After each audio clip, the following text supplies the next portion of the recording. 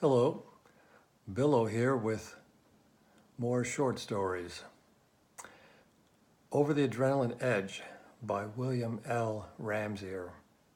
Hey, look, the cafe thingy just isn't my kind of place. I can't zip the current here. It's just a job. Until today, until I got fired. I ain't ragging, just talking. Know what I mean? Who cares about this dump anyway?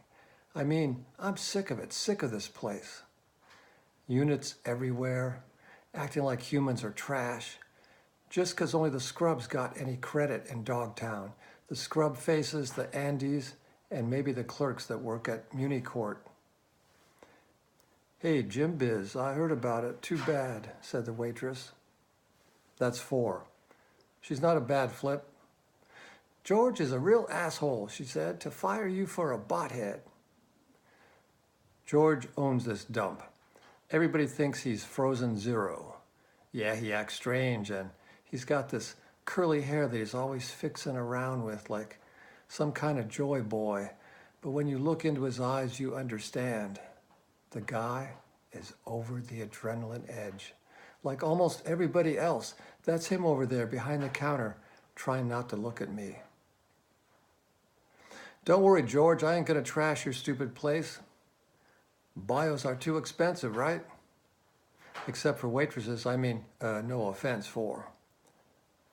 Don't worry about it, said the waitress. I know the score. See, George paid for her plastic surgery, just like for all the other waitresses. They all wear low-cut black gowns, bright red lips and platinum hair, and they look like some movie actress called Marilyn Monroe. George has covered the wall with pictures and old posters of this actress. He runs around grabbing any waitress within range and drools love poems all over her. The guy is nuts. I don't know how this place stays open. Only emp bots come around here anymore, and they just rent tables and sit around trying to look important. They never eat or drink anything. It's all those damn emp bot, whispered Marilyn Six. I ain't got nothing against bots. But them emp bots give me the creeps. Acting human, some of them are shorted out, you know that? George shouldn't be hiring bots. There's gonna be trouble. Nobody understands the emp bots, those new robots with that empathy circuit junk. They're supposed to think like computers and feel like we do. But nobody knows what's going on in those wireheads. Most of them are nuts or strung out on hard voltage. Strung heavy out. You see them staggering around the Dogtown horizontal, begging for current, ready to plug each other in the back. Hey, Jimmy, yelled George, I give you lunch for free. No hard feelings, right? How about a salad, asked Marilyn Four. Nah, give me a dead meat sandwich, mustard only. Thanks. And would you turn off this stupid jungle hologram? I can't stand lizards crawling on my table. Hey, ain't that your friend over there? Yeah, it's true. Johnny's my friend. I ain't apologizing. He's just the way he is. Everybody hassles him 'cause he's got a robot arm, but one arm don't make him a bot. Anyway, it never works 'cause the battery's always dead. Jim Biz, how come you ain't working? Slammed, guy. Out of work. Oh, shit. What are you gonna tell Jeannie? How you two gonna buy a shift if you ain't got no job? We'll live on the horizontal. On the street? I don't want to talk about it. Why'd you get fired? Replaced by a bot. It was the wrong thing to say. Around Johnny, I never talk about bots. Fucking bots! Fucking goddamn bots! Johnny waved his bad arm and knocked over my plastic cup of clone cola. It dripped green over the jungle leaves. I looked at the two emp bots at the next table. I think they were bailiffs from the court. Bright blue uniforms and pistols. Emps are bad news when they short out. I just hope that they had some training, some kind of discipline or something. The two bots pointed at Johnny, whispered something between themselves, and laughed.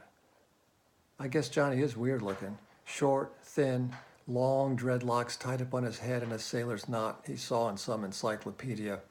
He picks up trash and ties it into his hair, a butterfly valve from an old carburetor, pieces of shiny glass, a metal hind joint from a bot foot, an antique record player arm, a silver-plated fork, a real junk salad.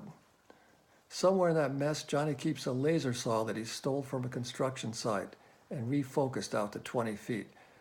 I've shot that thing. You never know where the beam's going to go.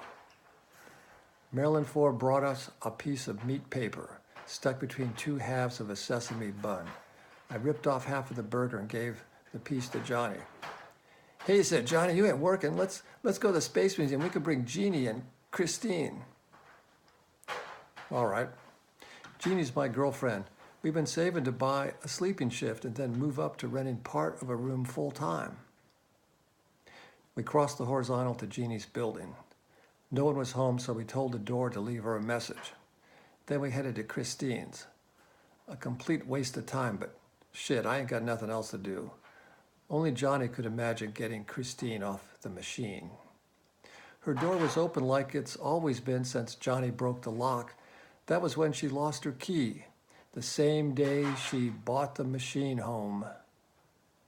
She brought the machine home. Today, like probably every day since then, she was sprawled on the beat-up couch, wearing a yellow helmet that hooked up to a white box. The helmet and the box both got little red hearts on the sides. She looked at us, smiled vaguely, and looked back at the wall. There was an empty box of prescription hormone wafers sitting on the coffee table next to a pile of crumpled wrappers. Johnny began yelling at her and waving his arms, trying to act like a rocket taking off. He gets on my nerves sometimes. Christine just kept staring at the wall. I seen the ads. Somewhere inside her head, little electronic men are exploding, charges of rainbow light at each of her synapses. Electro-simulated orgasms, drugs of the heart. She's been plugged on the sex vid for a week now, and she's looking thin. I mean, she looks nuked. To hell with you anyway, said Johnny. You never want to do anything anymore. He walked to the door, stopped, and turned to yell at her. You're missing all the fun. She's fried, I said. Let's go. We took the tube to the Space Museum. It's an old two-story brick building with a few scrawny trees in front. A couple of tired-looking human guards sat on folding metal chairs at the entrance. The cardboard sign at the turnstile read, A great big beautiful tomorrow, just a dream away. And below it, in smaller letters, the future on display. The two guards looked up and gave us the cop look. I've seen it 100 times, 1,000. More kids, more trouble. They frisked me and Johnny for weapons, except for Johnny's hair. People are afraid to touch it. The Space Museum was run down. There were pictures of rockets and heroes, but I never heard of none of them. Jim Biz pushed a button and a scratchy voice started saying something, but you couldn't understand it. Johnny started running down the hall, punching all the buttons. Videos turned on, cardboard rockets arched across painted skies, and the scratchy voices lectured each other. We walked into the moon room. Fiberglass replicas of space capsules lined the near wall. Someone had sliced up the skins with a blade, trying to write their name, I guess. I can zip this rocket stuff, said Johnny. When I get me a farm, I'm going to have me a rocket field. I'm going to shoot off rockets every day. Wouldn't that be zipped out? A Saturn rocket stood in the center of the room. It had an open gash in the side where everybody had thrown their trash. I looked in the hole. I guess I was sort of looking for treasure, but I just saw plastic soda cans and used body parts. I was looking up from the trash thinking of Jeannie when I saw her. It didn't sink in at first. She was hanging all over some android creep, some hustler with big arms and a wide chest, blonde surf hair and a blue neon suit. One of those creeps that recite poetry. I reached into Johnny's hair, pulled out the laser, and fired. It was like I was watching myself. I was trying to hit the Andy, but I cut across Jeannie real bad. I don't want to think about that. The Andy ducked behind the moon rocket, but his head stuck out. I fired again. The beam sliced off the top of his ear. That's when the guard pinned me down from behind. Another grabbed the laser. The room was breathing, moving forward and back. I couldn't feel nothing. The android stepped from behind the moon rocket.